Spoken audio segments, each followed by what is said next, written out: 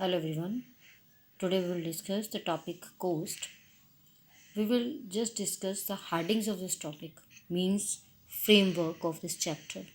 After this video, I will send the explanation of each and every question.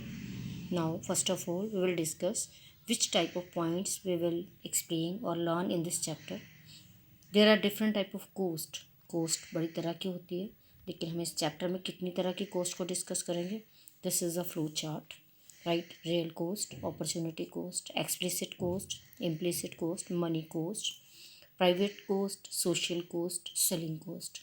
ये जितनी भी cost हैं, इन सब की डेफिनेशंस, एग्जांपल्स हम नेक्स्ट वीडियो में डिस्कस करेंगे, क्योंकि हम इसमें सिर्फ फ्रेमवर्क बता रहे हैं, मीन्स इस चैप्टर के सभी main points.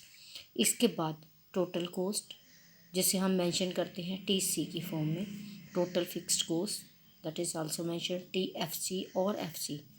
Total variable cost, TVC और VC. Marginal cost, that has shown like MC. Average total cost, ATC और AC, एक ही बात होती है. Average fixed cost, AFC. Average variable cost, AVC. ये जिनकी फुल फॉर्म के साथ साथ मैंने शॉर्ट फॉर्म बताई, ये सारी जो कोस्ट हैं, इससे रिलेटेड प्रैक्टिकल भी हम डिस्कस करेंगे, और इन कोस्ट का आपस में क्या रिलेशन है विद टेबल और डायग्राम, वो भी एक्सप्लेन करेंगे. So all these are the types of cost. Now after that we will discuss formulas, all the formulas which are related to chapter cost. Now all these are the important formulas which we will use while calculating different type of cost. First of all, total cost. Total cost निकालने का formula, दो formulas हम total cost निकालने के लिए use कर सकते हैं.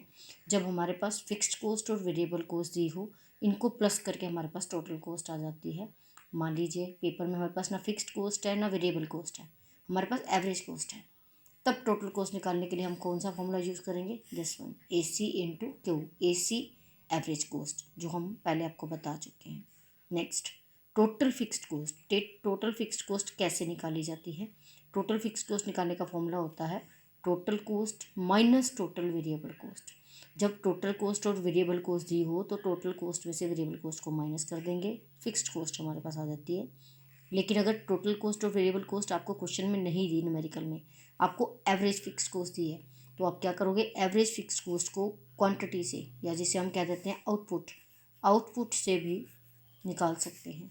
इसके बाद फिक्स्ड कोस्ट निकालने का तीसरा फॉर्मूला, और मान लीजिए एवरेज फिक्स्ड कोस्ट नहीं दी है, वेरिएबल कोस्ट भी नहीं दी है, टोटल कोस्ट दी हुई है at zero level, means 0 unit पे जितनी टोटल कोस्ट होगी that will be equal to fixed coast.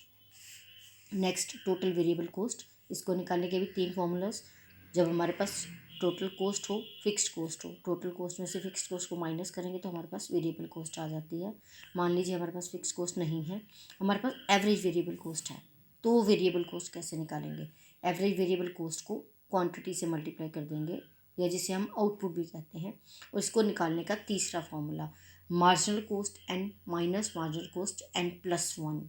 Means marginal cost के टेबल को लेकर, अगर पेपर में हमारे पास मार्जिनल कोस्ट दी है, तो वेरिएबल कोस्ट निकालने के लिए हमें ये फॉर्मूला यूज़ करना है.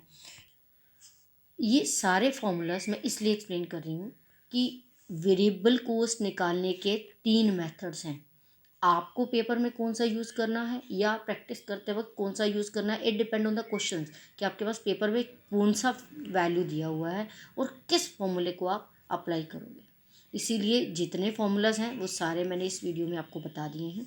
नेक्स्ट है एवरेज कोस्ट. इसे हम एवरेज कोस्ट भी कहते हैं और एवरेज टोटल कोस्ट भी कहते हैं.